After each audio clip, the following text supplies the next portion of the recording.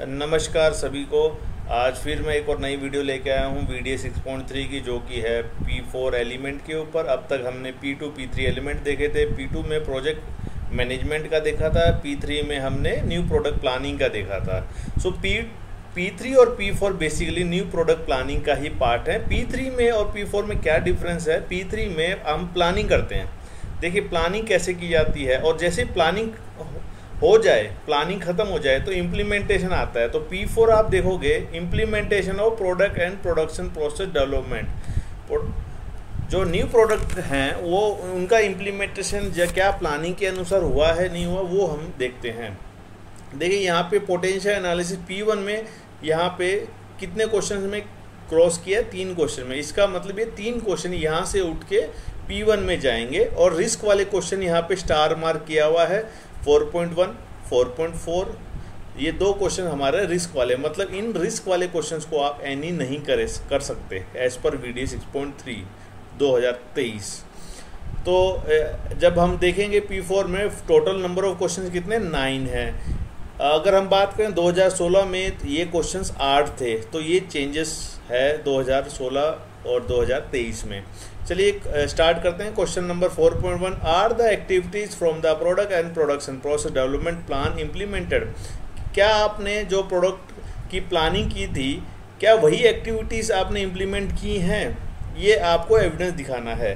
सो इसका एविडेंस हो गया एग्जाम्पल FME दिखा सकते हो, DOE दिखा सकते हो, पोकायोग दिखा सकते हो, एंडोरेंस टेस्ट दिखा सकते हो। जो आपने प्लानिंग की थी वही आपको उनका एविडेंस दिखाना है। 4.2, are personnel resources available and are the personnel qualified to ensure product and production process implementation. So जो आपके लोग थे जो न्यू प्रोडक्ट डेवलपमेंट को इम्प्लीमेंट कर रहे थे, क्या वो क्वालिफाइड थे? क्या वो इम्प्लीमेंट प्रॉपरली कर पाए? तो इसमें आपको customer requirement profile for relevant job, जैसे कि रोल्स एंड रिस्पॉन्सिबिलिटी आ गया, कॉम्पिटेंसी आ गया, new product development NPD engineers की कॉम्पिटेंसी मैट्रिक्स भी एक एग्जाम्पल हो सकता है। 4.3, are the material resources available and are they suitable to ensure product and production process implementation। क्या जो resources थे क्या वो अवेलेबल थे, और क्या वो suitable थे NPD प्रोसेस को इम्प्लीमेंट करने के लिए।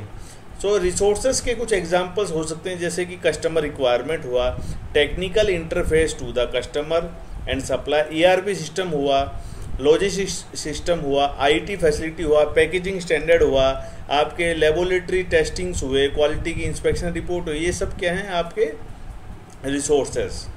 4.4, are the required proof for capability and release for product and production process development available. मतलब कि आपके जो न्यू प्रोडक्ट डेवलपमेंट की कैपेबिलिटी थी, CP/CP के, PV/PP के एनालिसिस, क्या वो है, क्या वो रिक्वायर्ड अचीव कर पा रहे हैं? तो आपके यहाँ पे CP/CP का एनालिसिस, कैपेसिटी एनालिसिस वो आप दिखा सकते हो, CP/CP के या PV/PP के। जनरली PV/PP का यूज़ किया जाता है, जो कि 1.67 होना चाहिए। 4.5, have the plan purchase activities been implemented. क्या आपने NPD प्लान में सप्लायर्स के एक्टिविटीज़ को लिया है, नहीं लिया है? सो यहाँ पे आपका एग्जाम्पल हो गया FME VDA 6.3 पोटेंशियल एनालिसिस, सब सप्लायर मैनेजमेंट का एविडेंस आप दिखा सकते हो यहाँ पे। 4.6, are the manufacturing and inspection specification right from product and production process development and are they implemented. क्या आपकी मैन्युफैक्चरिंग और इंस्पेक्शन स्पेसिफिकेशंस क्या प्रोडक्शन प्रोसेस डेवलपमेंट से आई हैं या नहीं आई? जैसे कि स्पेसिफिकेशंस, प्रोसेस पैरामीटर हुए, वो आए नहीं आए? तो यहाँ पे आपका एग्जाम्पल हो सकता है product audit plan, work instruction, inline inspection. 4.7, is a performance test carried out under series condition.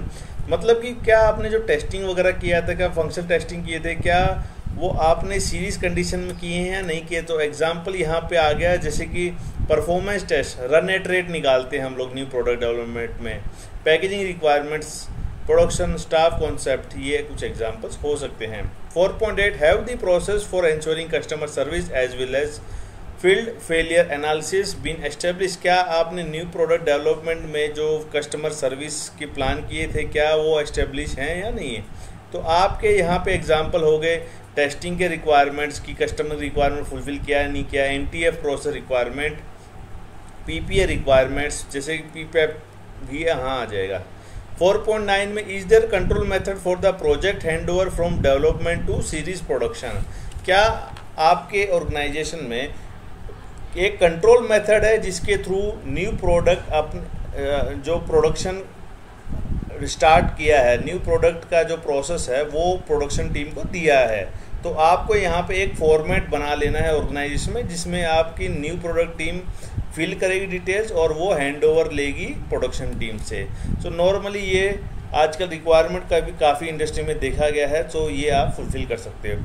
I hope आपको ये स्मॉल वीडियो अच्छी लगी होगी। ऐसे ही मैं आगे और भी नई वीडियोज़ लाता रहूँगा।